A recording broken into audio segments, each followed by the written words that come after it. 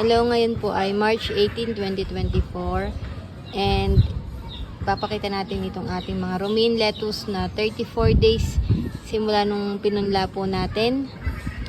Ayan po sila. Ayan. 34 days after sowing. So ito, nasira ngayon lang hapon. Hindi ko alam kung anong sumira yan, kay kalkal din ang lupa, baka pinuntahan siguro ng pusa. So ayan, 34 days po sila ngayon and ang healthy po, no?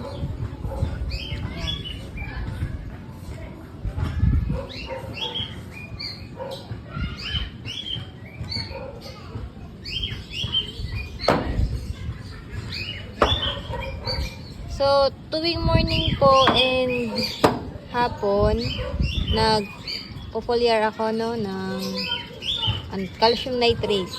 Sa 2 liters, mababa sa isang kutsara na calcium nitrate ang tinutunaw ko. Then, nag-a-apply ako sa kanila. Tinutunaw ko yon. Kapag dissolved na, yun yung ginagamit kong pang foliar, morning and afternoon.